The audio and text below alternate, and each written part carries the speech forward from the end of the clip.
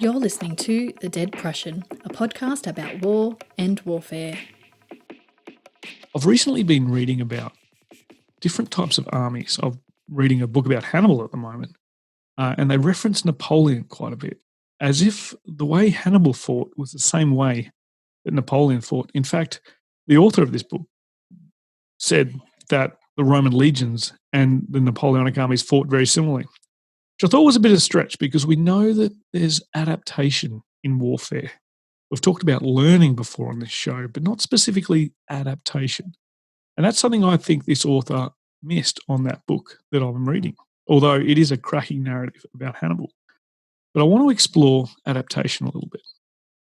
G'day, listeners, and welcome to the Dead Prussian podcast. I'm your host, the humblest host I know of a show named after a 19th century Prussian military theorist, and that's Big Carl, of course. Now, thank you to the listeners that are throwing reviews down on iTunes. Absolutely love all the positive reviews. For those who want to give us negative reviews, it's just easier not to listen, so I'd love it if you just walked away. But the fact is we don't have too many negative reviews, which is great. It's been a while since we've had a negative review, so maybe that's a challenge for the listeners to go out there and slam me if you can. We've also got the TDP community, our bespoke social network for our subscribers that help keep the lights on here in TDP studios. It's absolutely fantastic to see you all jumping in. And the current conversation we're having at the moment is on warrior cultures, whether the term warrior is the right term for the profession, for the modern military professional. Now, it's a good bridge because in the ad lib intro, I talked a little bit about some ancient warfare, some round about the industrial age warfare and adaptation, which is something I want to explore.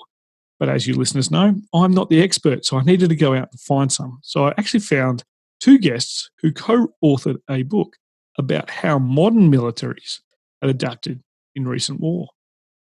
My guests today are Dr. Nora Bensahel, and she is a visiting professor of strategic studies and a senior fellow of the Merrill Center at the Johns Hopkins School of Advanced International Studies.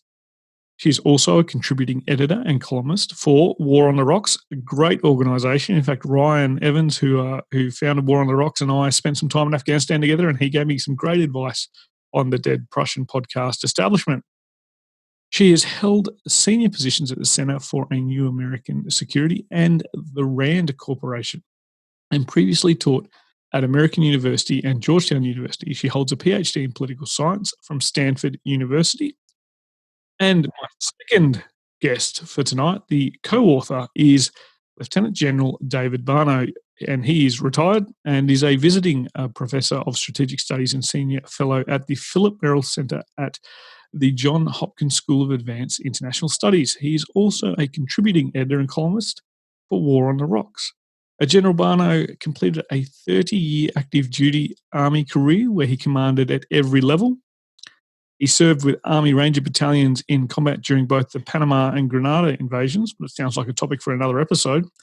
And he was the overall commander of US and coalition forces in Afghanistan from 2003 to 2005. Nora, David, thank you so much for coming on the show. It's great to be here, and we're excited to be on the Dead Prussian. This is an opportunity for us to talk about something we spent the last several years working on, and the entire topic of military adaptation, I think, is one that we believe has gotten far too little attention, giving its importance. Yeah, and we're really delighted to be here and be able to talk to you about it. So thanks for having us. And one of the good things, and I'll give out your Twitter accounts later on, is I found you guys on Twitter, and normally I find people on Twitter before I ask them to come on the show, but I found you guys on Twitter after we started emailing, and just had this big FOMO, fear of missing out. So I went back and read a few of your tweets. So it's great to see this project coming along. I can't believe I wasn't tracking it before, but the best thing is that the book's coming out. But before we get to the book, I really want to talk about how or what motivated you, I suppose, to enter the field of military and strategic studies. Now, I know this is definitely going to be a different answer for both of you, just based on your bios, which is excellent. So we'll go with Nora first, because you might be the harder guest than David. Yeah, I get asked this question a lot for exactly that reason. A female civilian with no military experience, how did I get interested in this? And the answer is that I'm a child of the late Cold War. I grew up in New York City in the middle of Manhattan in the 1970s and 1980s. And I was aware at a very early age about the fact that there could be a nuclear war and that it could hit New York first. I remember hiding under my desk in elementary school. I'm probably one of the youngest people who remembers that because it was tapering out at that time. But I became very interested in security issues and in conflict issues. I also, as a tween and teenager, had a really profound sense that war was wrong. But I also knew I didn't know enough to really be able to defend that. It was just a way that I felt about it. And so I started studying it more. And of course, the more I learned, the more I realized I had to learn. And lo and behold, here I am many, many years later, still interested in these questions, trying to understand what motivates conflict and how to prevent it for the future, still out of that normative belief that it's wrong, but understanding that it's a, facet of life and we have to prepare for it, no matter how much we don't want it to happen. Hmm. And I think if I did what I wanted, what I sort of noticed the most when I was at primary school, I'd probably be making peanut butter at the moment because I was a big fan of peanut butter. I don't think I thought much about anything else. But then again, I grew up on the bottom of the earth. And look, there's a peanut butter on David's desk called Skippy, which is a great nickname for any Australian. So if there's any Australian embeds with any of our UK, Canadian, or US friends, just start calling them Skippy and tell them I told them that's the new one. That's their new name. All right. Now, before all the Australian embeds return home and hunt me down, David, let's hear about your motivation that got you into this field. Well, I grew up in a non-military family. Actually, my dad had been in the military for a couple of years after Second World War, as had both of his brothers. But he was a great history buff, and I got to appreciate history a lot as a kid. He had a library of his own in the house. We spent a lot of time in a local library, and eventually I decided I wanted to go into the military and spent a career there, as my bio suggests there. But I also realized that the military and thinking about strategic studies and international affairs was also my hobby. And so when I eventually decided to leave the military, I wanted to continue to work in that field and not go off into something dramatically different. So it was an opportunity, first of all, to go into the think tank world, to start doing some writing, which you have a little less opportunity to do when you're in uniform. And then ultimately, in the last 5 or 6 years, to start teaching at the graduate and undergraduate level, which has been incredibly rewarding in this field. So, I mean, it's a great opportunity to give back and to continue to contribute in a arena that I've spent my whole life in. So I'm enjoying it immensely, and it's a lot less rigorous than getting up at 5 in the morning and going for 5-mile runs. I too followed my hobby into a new career after the military, and fortunately or unfortunately, I now find myself surrounded by academics. But I'll move on to the next question before you guys notice that backhanded compliment there. And now in the book, you discuss doctrine, leadership, and technology. Now, your co-authored book, Adaptation Under Fire, which is about how militaries change in times of war, and it kind of focuses on the recent conflicts that the Western militaries found themselves in. Are you able to provide our listeners with an overview of the book? And we'll switch it up. We'll go to David first, and then Nora. Well, one of the things that we realized as we began thinking about this is how difficult it is for militaries to prepare for the next war, and what the history of that topic looks like is very uneven, to say the least. Secretary of Defense Bob Gates, the U.S. Secretary of Defense, a number of years ago, used to say that the United States had a perfect record of predictability on the next war. We had never gotten it right. We were 100% wrong every time we tried to predict it. And that's an immense challenge for militaries that have to make bets about, what kind of equipment they're going to have and how they're going to prepare their people, what kind of leaders they're going to have. And so we realized that adaptability, once that war unfolds, may be the most important thing for militaries to think about, and to be able to look at wars that are inherently unknowable in the future, yet be able to adjust to those wars when they actually happen. And frankly, our performance in the last 20 years, which is a significant part of the book, may be a bit lacking in that regard as far as the United States goes. Nora? Yeah. I'll add to that. So what Dave just described has always been a problem. Every military faces that to a certain extent. But there are a couple of reasons we think it's getting even harder in the future than it has been until now.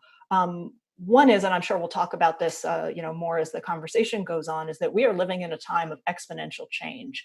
The global balance of power is changing tremendously. The speed of technology and how that technology is changing our lives is ever increasing, and that makes it even harder to be able to predict what's going to happen next.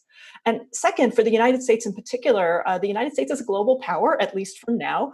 And as long as it remains a global power, it's going to be harder for the US military to know where its future conflict is going to be, because it could be anywhere around the world. It could be on the less intense side of the conflict spectrum, or it could be an all-out major war. Potential US adversaries are focusing on the United States. The United States cannot just focus on one thing as long as it aspires to be a global power. And so all of those things are making this challenge of prediction even harder, which makes adaptation all the more important, because we're not going to get it right. We may not even be close to getting it right when the next war breaks out. We have real concerns about how adaptable the US military is today, how fast it can change in what we see as a very dynamic, very unstable international environment. And that's why we wrote the book. It was partially because we understood this to be really important historically, but mostly because we wanted to look back at that history to draw some lessons about what we could possibly do to make ourselves, as US military analysts primarily, more adaptable for the future.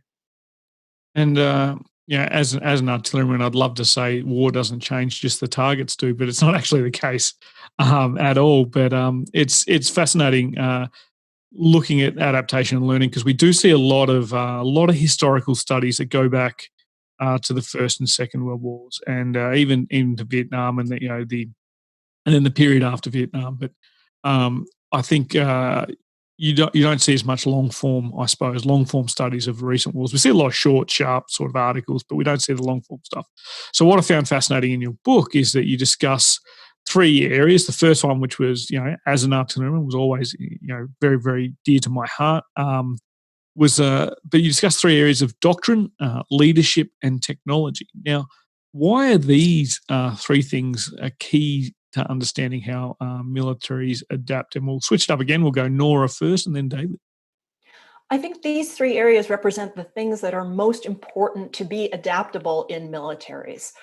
Those are the ways in which militaries function, and we'll, as we talk about each, I think it'll be clear why they shape how militaries function. You mentioned doctrine. That's the first one we look at in the book, and that's really important because it's how a military operates in battle, right? It's the playbook of how things are supposed to go on the battlefield. Doctrine needs to be prescriptive to a certain extent, right? You can't have chaos on the battlefield. Everybody, especially in land conflicts, and we do focus mostly on land conflicts in the book, it's an attempt, doctrine is an attempt to impose some sort of order on what would otherwise be chaos. So you need it to be prescriptive. You need to tell people what to do, but at the same time, it can't be too prescriptive, right? It can't be too rigid, because you need people, especially who are on the very front lines of combat, to be able to adapt to whatever situation they encounter. Again, because you're not going to predict it right. So there's a tension there, right? It has to be somewhat rigid, but it still needs to be really flexible and adaptable. And that's a tough balance for any military to strike. In the book, we look at two historical examples to illustrate that, which I'm sure will be familiar to your listeners. The quintessential case is France and Germany in 1939 to 1940, right, where you had French doctrine that was about as rigid as doctrine could be, and you had German doctrine that was incredibly flexible. And of course, when those two armies go up against each other, it's not surprising that the very adaptable one prevailed over the one that wasn't at all. Mm. The more interesting historical example that we look at though, in that part of the book is Israel and Egypt in 1973, where Israeli doctrine is really quite flexible. Egyptian doctrine is very rigid, but Egypt basically called it right. They envisaged the next war. They were the first movers, so they were able to execute their rigid doctrinal plan extremely well, and it caught Israel very unaware because they were not prepared for that kind of war. But that advantage didn't last, right? Because Israel's doctrine was flexible, they were able to see what they were facing and entirely regroup in a fairly short period of time and end up prevailing in the war. So adaptability, can often, not always, but even if you're in a very disadvantaged situation, that's an interesting example that shows how important it is to have a doctrine that can be flexible, especially to get you out of a bad situation at the beginning of the war, that is possible. And I would add maybe to the front end as well that the framework of doctrine, technology, and leadership we settled on as an important way to look at what drives military operations. Any military operation is reliant upon the technology, the weapons, the equipment that gets brought to the battlefield, and all the decisions that go into choosing that weaponry before the war takes place. It's dependent upon the doctrine, how you decide you're going to use that equipment, as Nora noted. That's the framework, the blueprint or the roadmap that takes you into battle, at least, not knowing exactly what that battle is going to look like. And then the leadership, how you develop your leaders, what kind of an attitude they have, what's important in your leadership philosophy in your organization, how you actually fight. So all those things, we said they're kind of the cornerstones, if you will, of military operations. So we wanted to look at, how adaptability worked in each one of those different domains. And Nora's given you some great examples there on the doctrinal side. On technology side, that's a area of its own study in terms of how technology evolves and adapts during war. Every war is driven by the technology of the various belligerents there. We look in the center part of our book at the wars mostly of the 20th century, and we look at examples of how technology has been important there. Again, mostly focused on ground operations. And we use an example of the evolution and development of the tank in the First World War. We look at the evolution of tanks and how they fought in World War II, and particularly American tanks and some of the problems and not evolving them and adapting them during the course of the war. And we realized that warfare is always going to ride on that technology that armies bring to the fight.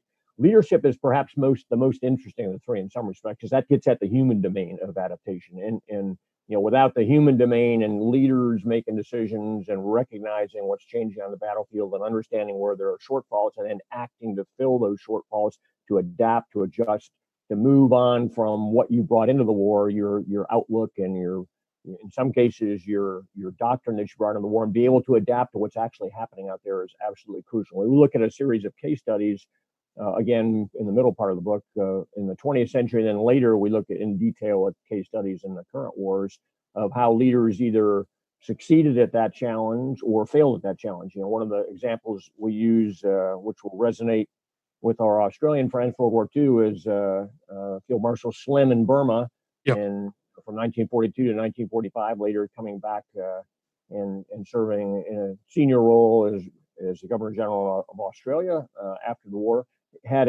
Was dealt a very poor hand of cards and played that hand extraordinarily well, going from being, abjectly defeated by the Japanese in 1942 to turning around his army and actually, outperforming the Japanese with a very, very poorly resourced force by training, by leadership, by adaptability, by very, very aggressive action on his part as a leader. He was a case study of a great example of someone who went into a very different kind of a war than the one he prepared for, changed his army, refocused it, and was able to overcome a very, very well-resourced and well-trained adversary. On the flip side of that, on leadership, we also look at the performance of U.S. General William Westmoreland in the Vietnam era war, and how during his 4.5 years in command in the most crucial part of the Vietnam War, he really didn't adapt at all. And the war that, in his outlook to the war that he brought to the beginning of his time in command, was relatively unchanged by the time he left 4.5 years later. And, the U.S. in many ways, suffered a significant defeat in Vietnam, largely attributable to his failure to adapt. So we look at that in some depth. And again, that brings us to some interesting case studies as we look forward to the modern wars since 2001 that the United States has been involved in. Yeah, the one thing that I like is because I've read some Australian doctrine a while ago, and in the Fundamentals of Land Power, there's this thing called fighting power, and components of fighting power are moral, physical, and intellectual. And when I was looking through the analytical framework you've got, I could link the moral to leadership, the intellectual to doctrine, and the physical to technology. Right. So it was an easily understandable framework. So it was great as you go on in the book to analyze recent wars and mention using this framework and how they were adapted as you've provided tonight in the interview as well. And I note that it's tonight here. It's still the morning where you are. I'm actually from the future. Friday's actually not too bad a day. Just so you know, Friday's pretty good. But I guess what in the second part of the book where you analyse the more recent conflicts, what were the major adaptations in leadership doctrine and technology that you found worth noting? And we'll go with David first this time. Yeah, I would start by talking about the doctrine in the recent wars, and for the United States going into the wars of 9/11, as we put it, the wars in Iraq and Afghanistan that unfolded after the 2001 attacks here in the U.S. That the U.S. went into those wars with a doctrine that was really a legacy Cold War doctrine. It was based upon fighting the Soviet Union around the world, but mostly in Western Europe, and defeating a Soviet armored juggernaut that was aimed at the Western European countries by what the U.S. military characterized as air-land battle. So it was a big war doctrine against a very highly advanced technological force of armored vehicles and aircraft, and all the way up to ICBM. So it was a conventional war doctrine for a what could have gone all the way up to a nuclear war against the Soviet Union. Of course, by 1990, 1991, that had disappeared as the Soviet Union had imploded, and there was no Soviet Union to fight. But that doctrine still was the prevailing U.S. military doctrine going into the attacks of 9/11. And of course, then the United States from 2001 onward faced a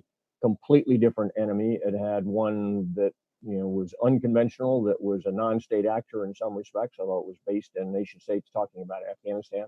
Yeah. And in Iraq, a bit of a different actor there as well.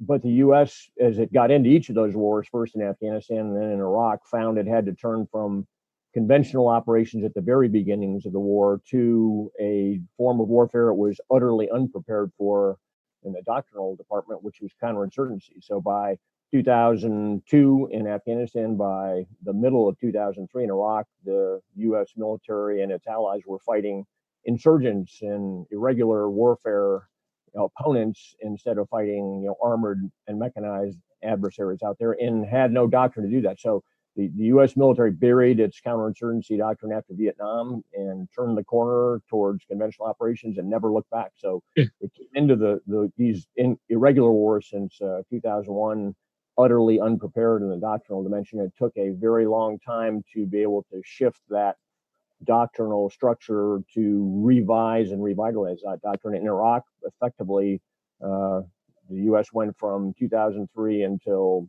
early 2007 without having any counterinsurgency doctrine at all, and only when General Petraeus brought the doctrine he developed into Iraq in early 2007 did that turn around. And in some ways, that was true in Afghanistan as well. Yeah, the stories I think for technology and leadership are actually very similar in one important way, and that's that they were both adaptation in both the areas of technology and leadership were very, very good at the tactical level, but much, much poorer at the strategic or institutional or theater level. It's easy to see the progression in the technology area, for example. So in Iraq in 2003, IEDs began to be a threat for the first time, and soldiers didn't know how to deal with them. It was not part of their training. Again, as Dave said, they were prepared for major conventional war. But when they encounter this, the soldiers in the field did an enormous amount of work to try to address the threat. They created what became known as Hillbilly Armor, a reference to the old U.S. TV show The Beverly Hillbillies, because it often looked like the jalopy that was featured in the opening credits of that, because they just put metal everywhere they could on their vehicles to try to add more protection. They were innovative. They were sharing ideas across the theater. I mean, it's exactly what you would want at the tactical level. their efforts didn't work, not because they weren't adaptable enough at that level. It was because it couldn't be solved at the tactical level. There was no way to just add additional armor and weld it onto the vehicles to protect them more. You really needed an entirely new vehicle. And so that became the story of procuring MRAPs and, getting vehicles into Iraq in particular in order to save the lives of the soldiers who were being killed by IEDs at a tremendous rate. And when you look at the story about how the services resisted MRAPs, they wanted to save their money and put their emphasis on what became the JLTV, replacement, a different vehicle that they thought would have more durability for future missions. They were prioritizing the future at the expense of the present, and people were dying. Soldiers were dying as a result. The only reason why MRAPs ever get sent in major numbers to Iraq and then later to Afghanistan is because the Secretary of Defense, Bob Gates, read about it in a USA Today article about some soldiers complaining about it, personally intervened over the objections of every senior officer in uniform and made sure that MRAPs were bought and sent to the field. Unfortunately for a lot of the soldiers, by the time that the MRAPs started flowing in great numbers, the tide had been turned in the Iraq War. So the MRAPs didn't end up saving that many lives because there wasn't a huge IED threat by the time the MRAPs got there. But it's an astonishing story of a failure of at the technological level of the institutions that are supposed to get the right technology to people in battle, preferring instead to prioritize something over the long term. There's also an equally horrible story about in Afghanistan from the army about how it continued to prioritize its intelligence system called DCIGS-A, which had known problems which people in the field did not want. The Marines were using off-the-shelf commercial software from Palantir that was predicting IEDs far better. And for a whole variety of reasons, but really related to trying to protect its program of record, the Army refused to get Palantir software into the hands of its people for a long time, for many, many years, even when it became absolutely clear that Palantir was going to save more lives. So that's the technology. That's the really big difference between the tactical and the theater levels. It's sorry. Keep going. No, I was going to go on and talk about leadership, but if you want to talk about that. No, the technological change is quite fascinating when you think about it. How the adaptation on the ground. You talk about these hillbilly style vehicles, whereas back home you've got this massive R&D capability. But the solution takes a long time in those sorts of situations, whereas on the ground, necessity. Necessity is it's the mother of innovation, and it's I guess it's a good lesson in innovation in technology, and I'm assuming leadership was also in a similar vein. Yeah, that's right. And in leadership, again, there are many, many examples at the tactical level of leaders doing a lot of the right things to try to adapt to the circumstances they found themselves in. We look at two in the book. We look at the example of the horse soldiers in Afghanistan, the first special forces teams that were riding horseback alongside, some of the Afghan warlords. Literally, most of them did not know how to ride a horse, and they're riding horses into battle trying to laser designate targets using techniques that had never even been considered before. It's a remarkable story. And in Iraq, we look at Colonel Sean McFarland, who introduced a real counterinsurgency strategy in advance of the manual coming out in Ramadi. And the turnaround in that city, was part of what led to the Anbar Awakening. Certainly many things did, but certainly, his ability to change things on the ground there was really quite impressive.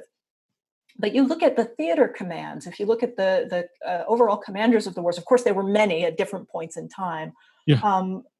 But we spend a lot of time looking at General Casey in Iraq because, he was commander for, over 3 years and had the absolute same approach, didn't adapt it even when it proved not to be working.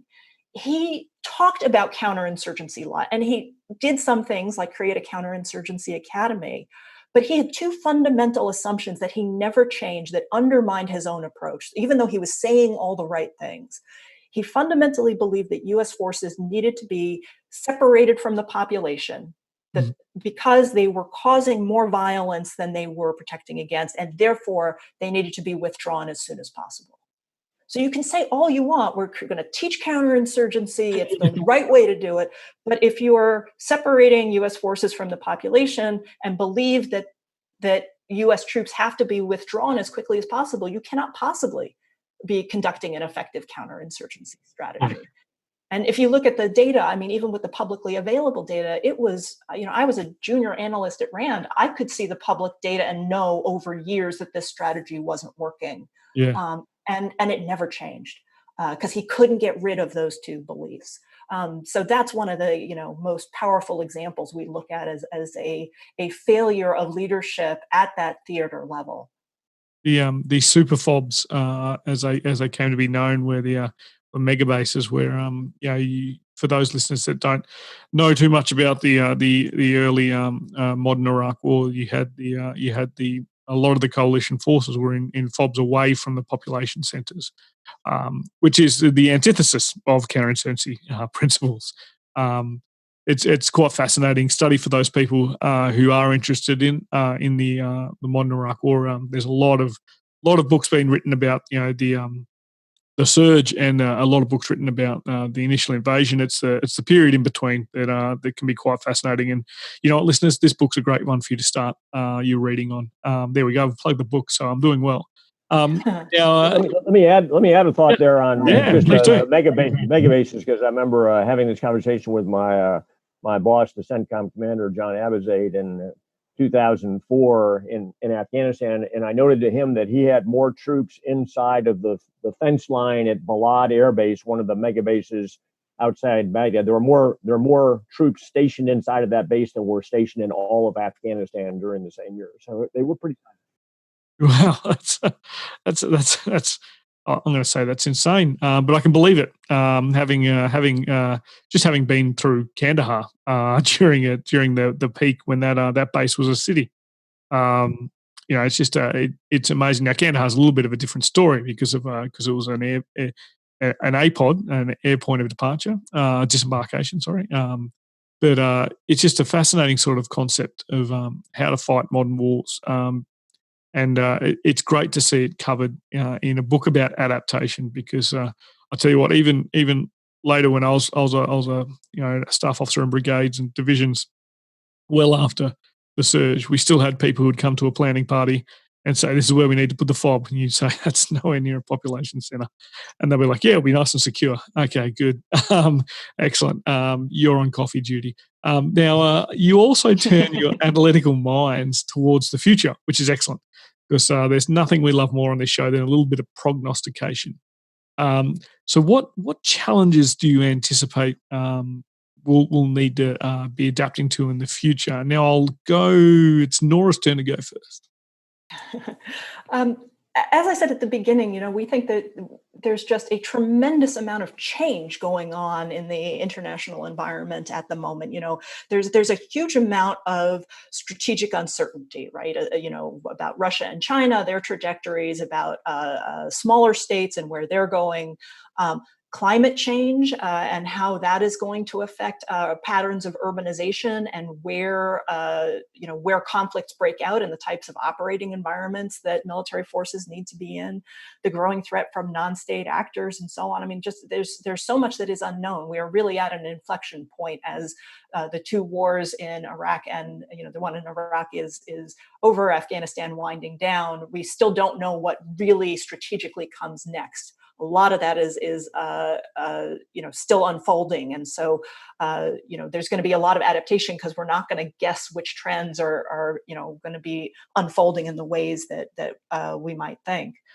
There's also a new challenge of really having two entirely new domains of warfare. Right, for a long time, human beings only fought on land, at sea, and sea. Right, and then in the early 1900s, humans were able to occupy the air in airplanes, and of course, war follows, where humans go, and so the air became a contested domain. We really have now, in the past several years, the possibility of, no kidding, fighting a war, certainly in cyberspace, and we're thinking, I think, a bit more about that one, although exactly how it unfolds, nobody knows, because there's no precedent whatsoever, and how that interacts with, replaces, or makes worse conventional warfighting, but also the emerging domain of outer space. Even though, there's a treaty saying military activity will not take place in outer space, you have to prepare for the fact that as capabilities grow, that's going to be a contested space as well. And there's absolutely no track record. There's nothing to learn from in those. And so that creates an enormous amount of uncertainty about what the shape of future wars are going to be like. That's just a couple. Dave can talk about some of the other ones we identify in the book too. Yeah, I'd say on one of the domains that we think is going to make it incredibly difficult to anticipate the shape of the next war is the remarkably accelerating speed and scale of change of everything around the world. And you look at, we use the term the fourth industrial revolution, warfare of the fourth industrial revolution. We wrote a column at War on the Rocks about that we're now seeing a convergence of the biological domains, the cyber domains. We're seeing the advent of artificial intelligence. We're seeing communications leap forward in terms of the connectivity of people around the world. The internet is becoming pervasive in societies everywhere, even relatively undeveloped countries. You've got vast numbers of the population have got cell phones now. So this connectivity and this convergence of all of these factors is rapidly accelerating change. And so in the past, where it might have taken decades to reach a population with radio or years to take a population with television, as those began to come on, now you're seeing some of these, accelerations of change reaching populations in a matter of, months, weeks, or even days in some cases. So things are moving much more rapidly. There's a lot more disruption that's occurring as a result of that. I think the current environment with the pandemic and the economic, disruption that's happening, that's cascading out of that is only one example of this. And that makes prediction, if it was hard before, it's immensely difficult now to think about what does that mean for the future of warfare. And we've kind of coined the term the adaptation gap as the challenge that militaries now have got to come up with a way to fill. And the adaptation gap in our definition is you go into a war with one set of ideas on the doctrine, the technology, and the leadership you need in order to win that war. You have to make bets or estimations of what that war is going to look like, because you have to in all of those things before the war. And that might be at the 12 o'clock on a clock face.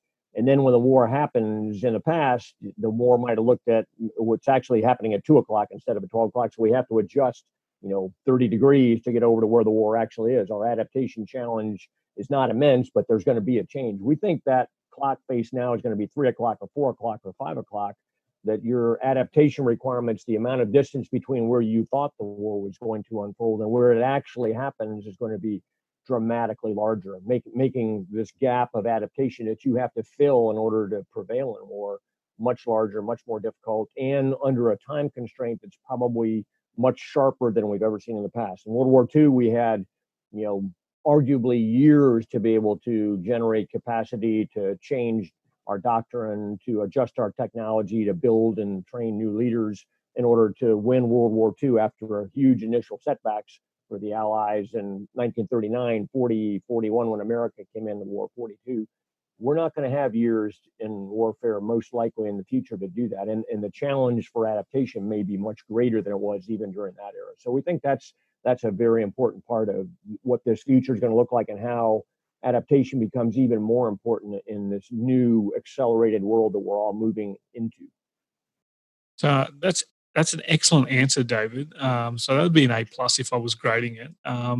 Primarily because it leads perfectly into my next question, which is good. This is why I send my guests a run sheet. I mean, although Nora and David got it a little bit late because this week was a little bit busy at work, where I have to earn the upkeep of the TDP studios. But I guess my question that you've perfectly framed is how can militaries, and I want to include in this question, I know you focused on militaries, but I want to include the societies they serve, because fundamental elements of national power include the industrial base. They include the academic.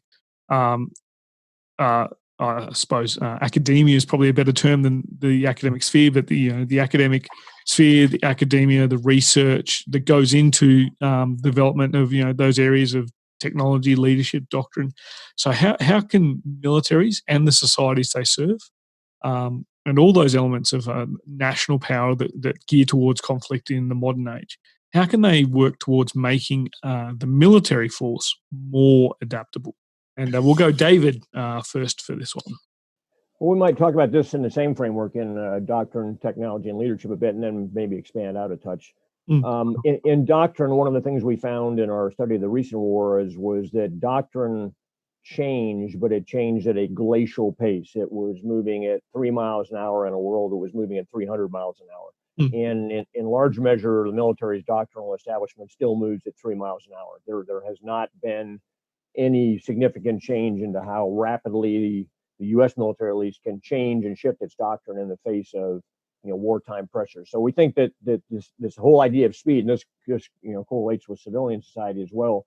We're moving into a world where speed dominates, and our ability to change and shift and be quick about it is going to be essential because as our friend Karl von Clausewitz said, war is a contest of wills. It's a duel between opponents that are thinking opponents, and there's constantly a challenge of maneuvering and outmaneuvering against a moving adversary who's thinking, breathing, and attempting to defeat you and just defeat your strategy.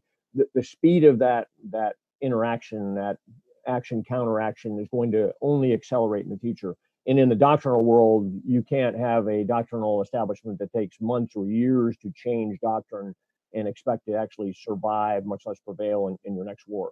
So your ability to do things quickly and to change quickly in your doctrinal establishment's got to be relooked. We also think there are things you can do to prepare in that arena. We put training under the umbrella of doctrine, and you have to be able to train your forces to operate under severely degraded conditions where things aren't going well, where you don't have your communications, where your space assets are denied, where your cyber capabilities are not only under attack, but are disrupting your ability to even have confidence in the data that you're seeing about your own units, much less about the adversary. So we think that's an arena that the training, the conditioning of military units to be able to operate in this chaotic, disrupted, environment where there are no systems that work properly. Some systems work against you that are actually your own systems potentially, and that where you may be sustaining some very major losses and have to operate unlike in our recent wars, frankly, where our losses thankfully have been much less than we've seen in conventional conflicts in the past, where you may see large numbers of casualties both in equipment and in people, that you have to continue to be able to function psychologically and physically in a domain where you've taken huge setbacks and losses in your aircraft, in your naval assets, and in your ground forces. So we haven't experienced that in half a century or more, and we're going to have to be able to operate there. In the training side, or I'm sorry, in the technology side, I think the rapid adaptation there and how you can adjust your technology under pressure in time of war to be able to assess what's going wrong, to be able to fix it, to be able to use some of these organizations that have grown up in the U.S. during the wars in Iraq and Afghanistan, these rapid adjustment, rapid equipping, rapid fielding organizations, that has to be finally honed and be ready to employ on day one of the next war. And you've got to be able to basically work around the acquisition system that you built for peacetime in order to deliver quick changes, new products, invent new things, and get them out into the hands of soldiers, airmen, sailors in time of war that we don't do in peacetime, and that our peacetime, very bureaucratic acquisition systems actually take us down a very, very slow and different road. That's not going to work in wartime. It's certainly not going to work in a major power war out there, and we're going to have to find ways to rely on some of these more agile organizations and put more investment into them in peacetime so that they can help deliver these products more rapidly during combat. I'd add in the area of leadership, I think there are a couple of things that are really important to do. The first is to strengthen mission command, right? The model that the U.S. Military and most of our allied militaries, Australia included, really talks about, which is that you want to devolve decision-making responsibility to the lowest level of command that is practicable, right? You want people who are on the front lines to be able to adapt and adjust as quickly as possible within, of course, certain constraints. You don't, not telling them they can do whatever they want, but to give them the reasonable parameters within which they can make their own decisions to adapt fastest on the battlefield. The doctrine is very clear on that in the United States, for example, but there are lots of other policies that undermine it. especially in a peacetime military, where most of the force is not out fighting, all sorts of bureaucratic regulations that stifle creativity, that force people to be doing mandated tasks that have little relationship to reality. All of those things go profoundly against the spirit of mission command that you need in operations. One of our favorite statistics, this was from a number of years ago, is that the US Army, if you were a company commander, you had something like 391 mandatory training days a year of things you needed to accomplish. And not only is that more than 365, that would assume you were working every single day of the year.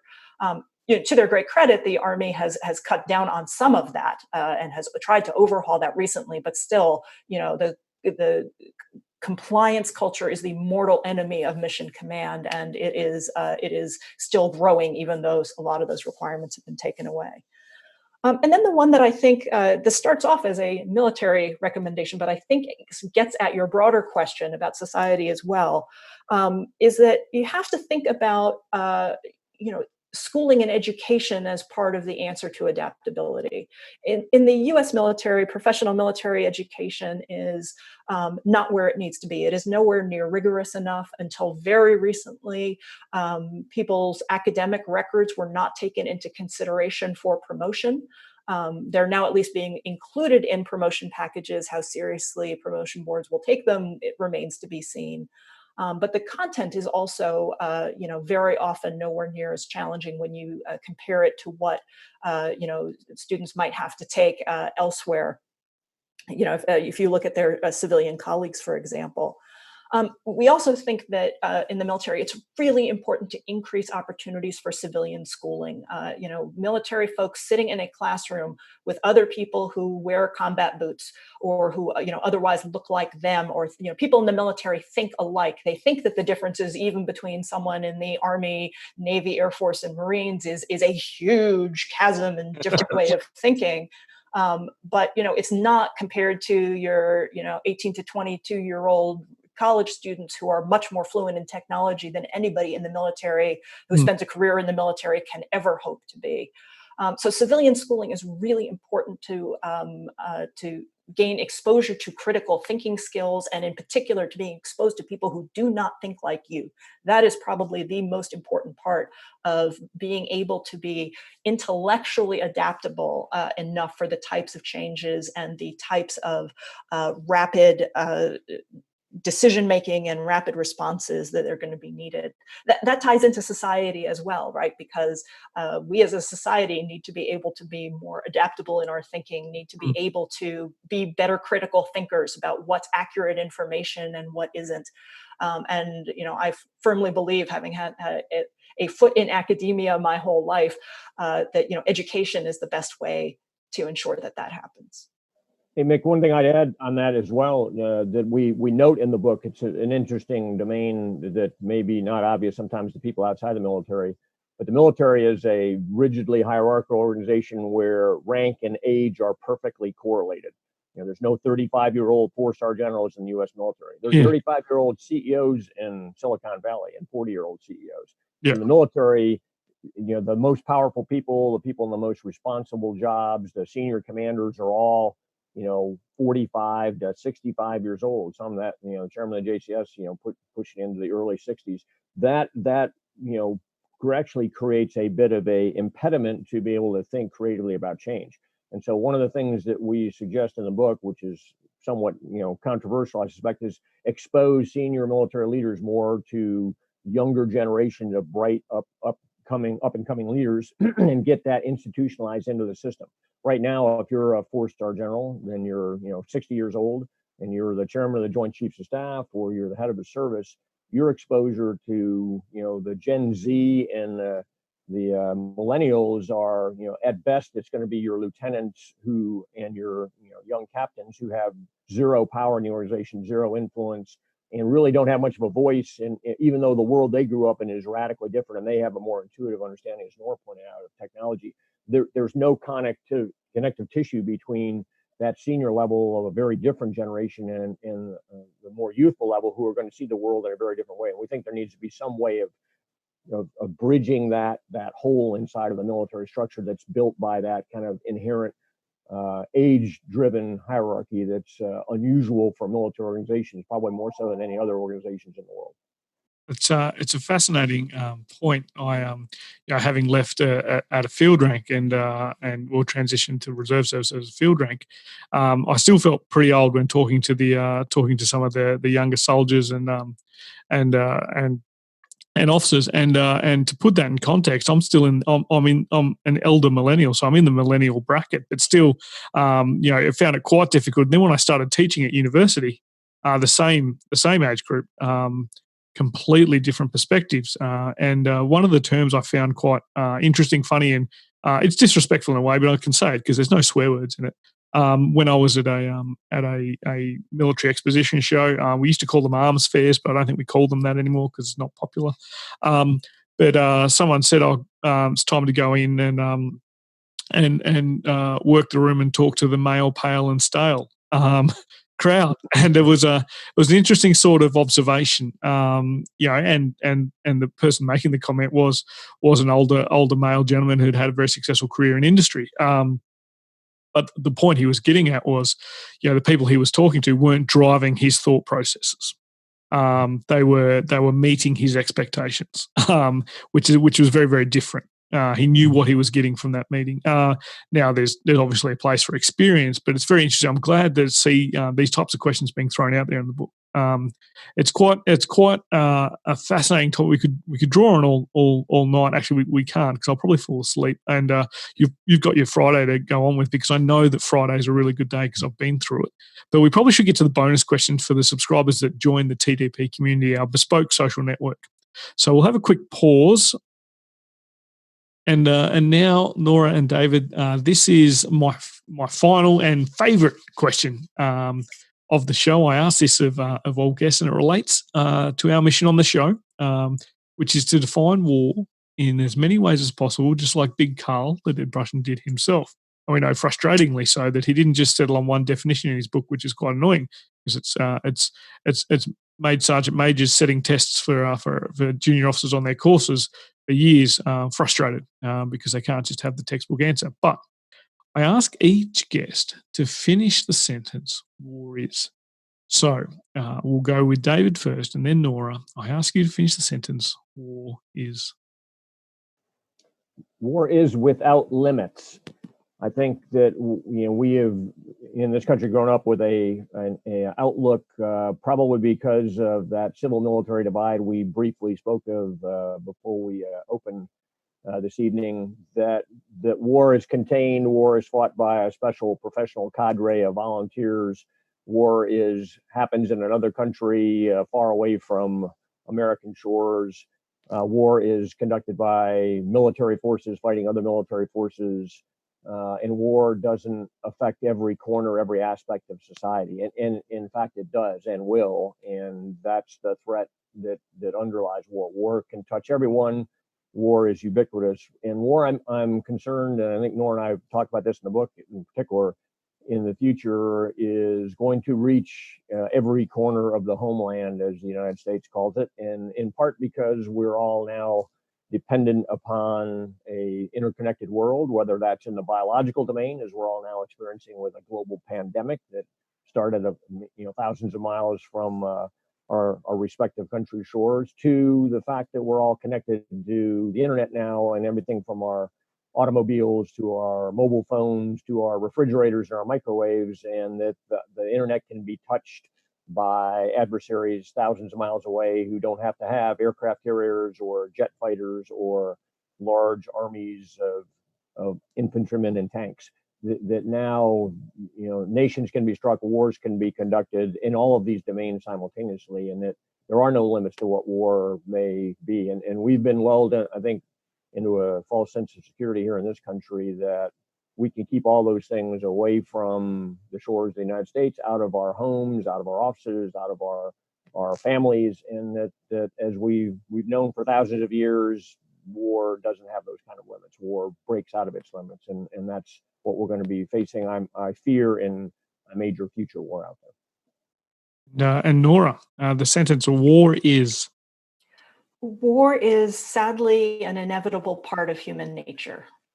I think I thought of that because of the very first question you posed, right, about how we each got interested in this field. And I said, I didn't think war was a good thing when I was a kid, but I knew I needed to know more. And I think that is one of the most fundamental truths that I've learned along the journey, that there is, as much as we would like to wish it away, there is something very fundamental in human nature that will keep war and conflict around, despite our best efforts to prevent it, that it is unfortunately part of the human condition. Well, listeners, I think if you combine both David and Nora's definitions, you're going to have a pretty depressing day. So make sure you don't listen to this late at night. Do it in the morning, then go for a nice afternoon walk out in the sunshine. But they are fascinating definitions. War is without limits, and war is an inevitable part of human nature. I'm going to sleep well tonight, but they're not uncommon in terms of the themes of the definitions we have from many of our guests. And ladies and gents, that's why we do this, because it's a very important conversation to have in society. Is about war, on war, and what it means to us, and where we're going with it. Nora and David, thank you so much for coming on the show. It's been absolutely amazing having you on the show, and I loved the book, and I really do look forward to engaging with you now that I've got and stalked you on Twitter, and seeing more of your work in future. Thanks again for coming on the show. Thanks again for having me. And ladies and gents, you should click on the show notes, and you will find David and Nora's book, Adaptation Under Fire, How Militaries Change in Wartime. And that's from Oxford University Press, who are fantastic friends of the show. We love working with them. You can also engage with David and Nora on Twitter. David's at DW. So David is at DW Barno 76. And Nora is at Nora Bensahel on Twitter. Follow them and see if you have what it takes to adapt to the Twitter environment, and join the conversation with them. Listeners, also, thank you for joining the Dead Prussian community. Those that have, the numbers are going up and up and up, which is great. It means that there's a little bit more work for me to do in terms of service provision, but it's excellent to see you all engaging. We do have a book club coming up discussing Dereliction of Duty by H.R. McMaster, which should be quite good given the recent changes of certain positions within the US government and discussions of war. So we'll read that book in the TDP community. So if you're interested in joining our book club, if you're interested in joining any of our writing projects, please jump on www.thedeadprussian.com and click on the community hub, and you can come through to the community. You can check it out for free for 24 hours and see whether or not you like it. You can jump on there, see my bad jokes, and then sign up and join the Bespoke Social Media Network, a nice, safe place to have some of these conversations. And every now and then you get to chat with me over Zoom, so that's pretty fun. But until next time, listeners, grab a book and crack on. Join the conversation with us on Twitter at Dead Prussian Pod, on Facebook at the Dead Prussian page, or on our website www.thedeadprussian.com. All show notes for this episode, as well as copyright information, can be found on the website. The Dead Prussian podcast is written, produced and hosted by Mick Cook. It is co-produced by Amanda Levito. The music used throughout is Caught in the Beat by Broke for Free and is used under a Creative Commons Attribution license. All opinions expressed by individuals on the podcast are those of the individual and not necessarily representative of any other organisation.